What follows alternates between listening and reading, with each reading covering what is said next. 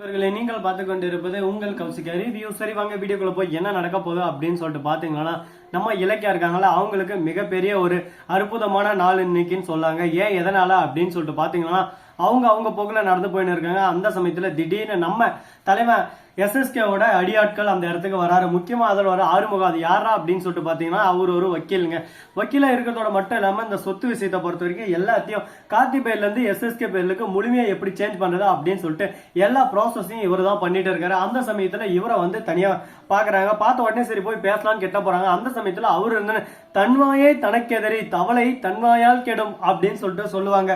அது போலதாங்க அவரு வாயை வச்சுன்னு சும்மா இல்லாம அவர் கூட தான் மனைவி வந்திருக்காங்க. இந்த சமயத்துல வந்து கேப் மாதிரி தனம் முள்ள மாதிரி பண்ற அந்த எஸ்எஸ்கே வந்து எப்படியாவது கார்த்தி கிட்ட போற மாதிரி சொத்தை எல்லாத்தையும் என் பேருக்கு மாத்தி வைக்கணும்னு சொல்லிட்டு சொல்லியிருக்காரு. அதுக்கு ஒரு நான் பல்கான அமௌண்ட் பேசியிருக்கேன். ஆனா இந்த இடத்துல தான் என்னோட புத்திசாலித்தனத்தையும் யூஸ் பண்ணிருக்கேன். இந்த சொத்து அவ்வளவு சீக்கிரம் அவருக்கு மாறாத மாதிரியும் இவங்க ரெண்டு பேர்கிட்ட இருந்தா நாம நல்லா கறக்கணும். அது மட்டும் இல்லாம எஸ்எஸ்கேவுக்கு சரியான ஆப்பு வைக்கணும். ஏன்டா நான் எதனா காசு கேட்டா தரமாட்டேன்னு நான் சொல்றேன். இப்ப லட்சமா எடுத்து தரியா? உனக்கு சரியான நேரத்துல ஆப்பு வைக்கணும்னா அந்த சொத்து உன் டக்குன்னு உன் பேருக்கு மாறக்கூடாது. ஒவ்வொரு நாளும் ஒவ்வொரு நொடியும் ஒவ்வொரு நிமிஷமும் நான் பிளான் பண்ணி நான் செதுக்குற மாதிரி தான் நடக்கணும். அப்பதான் எனக்கு காசு மலையா கொட்டுன்னு கொட்டும் அப்படின்னு சொல்லிட்டு அவன் பேசின்னு இருக்கான். இதெல்லாம் பார்த்த நம்ம இலக்கியா சும்மா இருப்பாங்களா? அழகா படம் முடிச்சு அவங்க கிட்ட போயிட்டு மிரட்ட ஆரம்பிச்சிடாங்க. மிஸ்டர் ஆறுமுகம், நீங்க வந்து இப்ப என்னென்ன பேசுறீங்க? எஸ்எஸ்கேவுக்கு எப்படியெல்லாம் கொளுத்தி போடணும்னு நினைச்சீங்க? அது எல்லாமே இப்ப என்கிட்ட ஆதாரமா இருக்கு. நீங்க எனக்கு உதவி செஞ்சீங்கன்னா இந்த விஷயம் நம்ம ரெண்டு பேருக்குள்ளயும் காதோட காது வச்ச மாதிரி சைலண்டா இருந்துடும். அப்படி இல்லைன்னா மைக் செட் போட்ட மாதிரி ஊரெல்லாம் டமால் பண்ணி விட்டுருவேன். என்ன சொல்றீங்க அப்படின்னு சொல்லிட்டு கேக்குறாங்க. சரி ஓகே, நான் என் வழிக்கு வந்துடுறேன், நான் எதுவும் பண்ணல அப்படின்னு சொல்லிட்டு ஒரே வார்த்தை உங்களுக்கு என்ன மேடம் பண்ணும் அப்படின்னு சொல்லிட்டு கேக்குறாங்க. இந்த சொத்து எல்லாமே பழைய மாதிரி கௌதம் பேருக்கே மாறணும். எஸ்எஸ்கே மறுபக்கம் கார்த்தி இவங்க ரெண்டு பேரும் இதுக்குள்ள நுழையக்கூடாது. ஐயோ மேடம், அது எப்படி முடியும் மேடம்? எஸ்எஸ்கே என்ன கொண்டே போடுவாரு. அது எப்படி கொண்டு போடுவாரு? இந்த இடத்துல தான் நான் ஒரு செக்மெண்ட் டெஸ்ட் இருக்கேன்.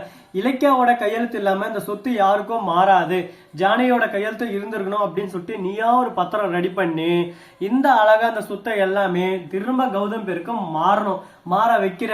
இதெல்லாம் உனக்கு எந்த பிரச்சனையும் இல்லாத மாதிரி நான் பாத்துக்கிறேன். என்ன சொல்றேன்? இதுக்கு நீ ஒத்துழைச்சு போனா உனக்கு நல்லது. இல்லனா உனக்கு நான் வெப்பாம்பாரு ஆப்பு. அது மட்டும் இல்லாம இதை நீ எஸ்எஸ்கே கிட்ட எவ்வளவு கறக்க முடியுமோ கறந்தலாம். அதுக்கப்புறம் எஸ்எஸ்கே உங்ககிட்டக்கு வர மாட்டாரு, எங்க கிட்ட தான் பிரச்சனைக்கு வருவாரு. கார்த்திக் கிட்ட தான் பிரச்சனைக்கு போவாரு.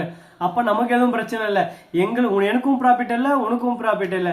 எல்லாரும் அவங்க கிட்ட கரெக்டா வந்துடும். நீ சந்தோஷமா இருந்துக்கலாம் அப்படின்னு சொல்லிட்டு வக்கீல் கிட்ட ஒரு டீலிங்க பேசுறாங்க. அடடே மேடம், நீங்க சரியான கேடி பிள்ளை கில்லாடி ரங்காவா இருக்கீங்களே. உங்களோட ஆப்ஷன் எனக்கு ரொம்ப பிடிச்சிருக்கு மேடம். உங்களோட கை கோக்குறதுல எனக்கு எந்த ஆட்சேபனையும் இல்லை அப்படின்னு சொல்லிட்டு சொல்லிடுறாங்க. இது ஒரு பக்கம் சந்தோஷமான விஷயமா இருந்தாலும் அதே சமயத்துல மறுபக்கம் எல்லா விஷயத்துக்கும் ஒரு முற்றுப்புள்ளி. அந்த முற்றுப்புள்ளியை வைக்கிற இடம் தான் மையப்புள்ளி. அந்த மையப்புள்ளியில இப்ப என்ன பண்ண போறாங்க அப்படின்னு சொல்லிட்டு பாத்தீங்கன்னா, நம்ம எஸ்எஸ்கே இருக்காருல்ல, அவரு இருந்துன்னு ஒரு பக்கம் மிரண்டு போயிடுறாரு. மெரசல் ஆயிருது. ஐயோ இப்படி எல்லாம் நடக்கும் அப்படின்னு சொல்லிட்டு மிரண்டு போயிட்டு பயத்துல கூனி குறுகி நின்று இருக்காரு. நாம ஒண்ணு நினைச்சா இது ஒண்ணு நடக்குது. கடவுளே, என்னப்பா உனக்கு இதுக்கெல்லாம் ஒரு பொறுமையே இல்லையா? பொறுமையே இல்லாம ஏன் எங்களை இப்படி சோதிக்கிற? என் வாழ்க்கையில நான் கஷ்டப்பட்டேன், கஷ்டப்படாம இல்ல, ஆனா கஷ்டத்து மேல கஷ்டமா எனக்கு கொடுத்துட்டே இருக்கேன். இதெல்லாம் நான் எப்படி சமாளிக்க போறேன்? என் வாழ்க்கையில இவ்வளவு கஷ்டம் நான் பார்த்ததே இல்லையே அப்படின்னு சொல்லிட்டு கதறி கதறி அளவிட போறாரு. இதுக்கப்புறம் நீ கதறி ஆள்றையோ உருண்டாள்றியோ பிறண்டாள்றியோ அது உன்னோட பிரச்சனை.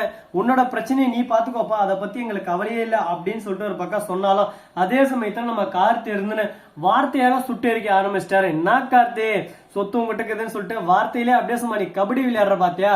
அதுதான் மிகப்பெரிய ஒரு தவறு.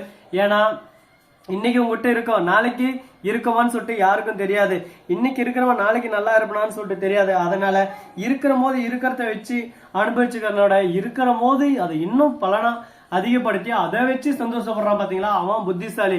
ஐயோ எங்ககிட்ட இவ்வளவு இருக்கு, இன்னைக்கு நாள் உண்மை, நாளைக்கு நாள்ன்றது நாளைக்கு பார்த்தாதான் தெரியும். அதனால இன்னைக்கே நான் எல்லாத்தையும் அழிச்சிருவேன் அப்படின்னு சொல்லிட்டு நினைக்கிறவன் அடி முட்டாளுங்க. அந்த மாதிரி முட்டாள் நான் இருக்கக்கூடாது. ஏன்னா இன்னைக்குன்றது இன்னைக்கு இருக்கட்டும், நாளைக்குன்றது நாளைக்கு கிட்ட இருக்கட்டும். இன்னைக்கு என்ன நம்ம செலவு செய்யணுமோ அதை மட்டும் தான் பண்ணணும். நாளைக்குன்ற சேமிப்பு நாளைக்கு வச்சுக்கணும். அப்படி இல்லையானா நாளைக்குன்ற நாள்ல நீங்க இருந்தா ரொம்பவே கஷ்டப்படுற மாதிரி ஒரு தருணத்தில் தள்ளப்படுவீங்க. அது போலதான் நம்ம கார்த்தியோட ஆட்டமும் இருக்கு. அஞ்சலியோட ஆட்டம் தாங்க அப்படியே சும்மா தாம் தக்கிட தோம் தக்கிட தீம் தக்கிட டான்ஸ் ஆன் இருக்காங்க ஒரு பக்கம்.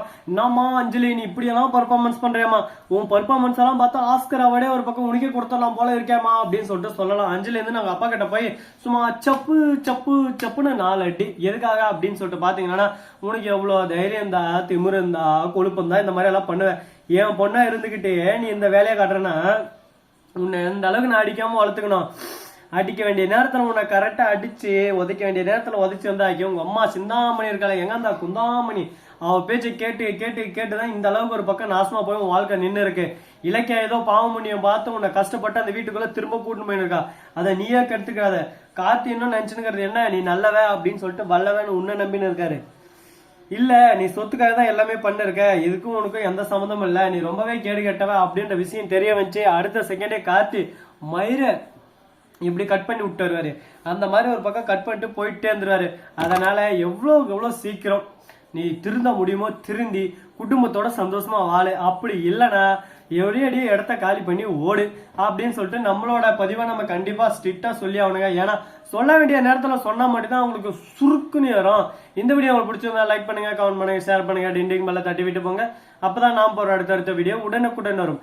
மிக்க நன்றி. தேங்க்ஸ் ஃபார் வாட்சிங். Tata, see you. நன்றி, வணக்கம், வந்தனம், வருக தருக. Tata, bye bye.